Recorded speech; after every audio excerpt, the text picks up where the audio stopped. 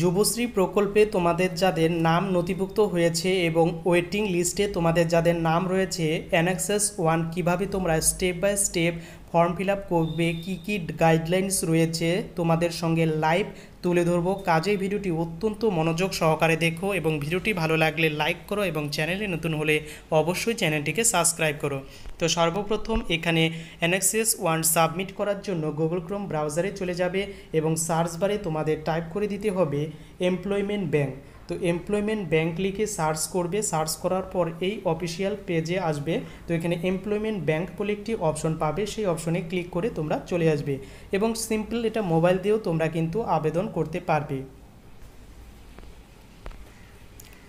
এরপর এই ধরনের ইন্টারফেসটা ওপেন হবে। এখানে আসার পর এখানে অ্যানেক্সাস 1 সাবমিটের কথা বলা হয়েছে, দেখতে পাচ্ছ এখানে অ্যানেক্সাস 1। তার নিচের দিকে এখানে স্ক্রল করলে দেখতে পারবে একটি কিন্তু গাইডলাইন্স এখানে প্রকাশিত হয়েছে।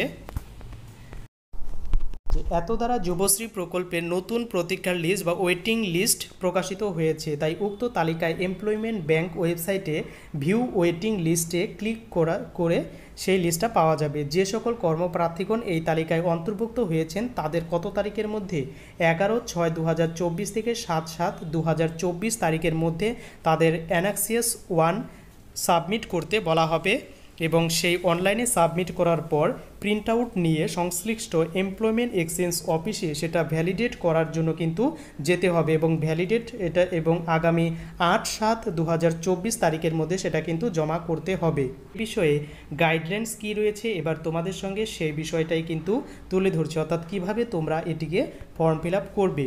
তো এই বিষয়ে যুবশ্রী প্রকল্পের প্রথম প্রতিকার তালিকায় অন্তর্ভুক্ত হয়েছে তাদের অ্যানেক্সাস 1 এর মধ্যে জমা দিতে হবে। অনলাইনে অ্যানেক্সাস 1 জমা করার পর সেটিতে প্রিন্ট আউট নিয়ে সংশ্লিষ্ট এমপ্লয়মেন্ট এক্সচেঞ্জ অফিসে ভ্যালিডেশন করার জন্য যেতে হবে। অ্যানেক্সাস 1 এর প্রিন্ট আউটের সঙ্গে অ্যানেক্সাস 2ও জমা করতে হবে। ভ্যালিডেশনের জন্য অ্যানেক্সাস 1 অ্যানেক্সাস 2 এর সঙ্গে ব্যাংক পাসবইয়ের ফার্স্ট পেজ অর্থাৎ তোমার ব্যাংকের যে প্রথম পাতা সেটা কিন্তু এই এক্সচেঞ্জ অফিসে নিয়ে আসতে হবে বাধ্যতামূলকভাবে। এরপর যাদের ভ্যালিডেশন প্রক্রিয়া সফলভাবে সম্পূর্ণ হবে তারা যুবশ্রী প্রকল্পের ফাইনাল ওয়েটিং লিস্টে অন্তর্ভুক্ত হবে। যুবশ্রী প্রকল্পের কার্যকরী শূন্যস্থান অনুসারে তারা একের পর এক যুবশ্রী ভাতা কিন্তু পেতে থাকবেন। স্টেপগুলি কি রয়েছে, সর্বপ্রথম এমপ্লয়মেন্ট অফিসে চলে যেতে হবে। দ্বিতীয় স্টেপ হচ্ছে সাবমিট অ্যানেক্সাস 1 চলে আসবে। অ্যানেক্সাস 1 চলে আসার পর এখানে অ্যানেক্সাস 1টা তোমাদের ফিল করতে হবে। এরপর লগ ইন করতে হবে তোমার ইউজার আইডি এবং পাসওয়ার্ডটা দিয়ে। এরপর তোমার সেখানে সাবমিট করার পর প্রিন্ট আউটটা বের করে নেবে অ্যানেক্সাস 1 এবং সেখানে ফাইনাল সাবমিট করে দেবে এবং সেখান থেকে তোমার কিন্তু পরবর্তীকালে সেই প্রিন্ট আউট নিয়ে তোমার যেতে হবে এক্সচেঞ্জ অফিসে এবং তারপর কপিটা তোমার কিন্তু কাছে রেখে দেবে। তো এরপর সরাসরি দেখাচ্ছি কিভাবে সেটা ফিল আপ করবে।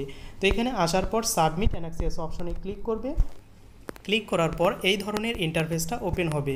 তো এখানে তোমাদের যে ইবি বা ইউজার আইডি বা এনরোলমেন্ট আইডি রয়েছে সেটা এখানে পিন করে দেবে বা এখানে লিখে দেবে। দ্বিতীয়ত তোমার যে পাসওয়ার্ডটা ছিল সেটা এখানে এন্টার করে দেবে। আর যদি পাসওয়ার্ড তোমার যদি মনে না থাকে তাহলে এখানে ফরগেট পাসওয়ার্ড করে তুমি কিন্তু আবার নতুনভাবে পাসওয়ার্ড ক্রিয়েট করতে পারবে। এরপর যে সংখ্যাগুলো বা সংখ্যা দেখতে পাচ্ছ সেগুলো এখানে হুবহু ফিল করতে হবে। ফিল করার পর নিচে সাবমিট বাটনে প্রেস করবে। এরপর অ্যানেক্সাস অপশনটি আসবে, সেটা ফিল করে তোমরা কিন্তু প্রিন্ট আউট বের করে নেবে এবং সেটা যে তারিখ উল্লেখ করা রয়েছে সেই তারিখের মধ্যে এক্সচেঞ্জ অফিসে গিয়ে তোমার কিন্তু জমা দিতে হবে। তো এইভাবে তুমি কিন্তু যদি সম্পূর্ণ করো তাহলে প্রত্যেক মাসে 1500 অর্থাৎ 18,000 টাকা পেয়ে যাবে। তো এই ছিল ভিডিওটি কেমন লাগলো অবশ্যই কমেন্ট করে জানাতে ভুলো না।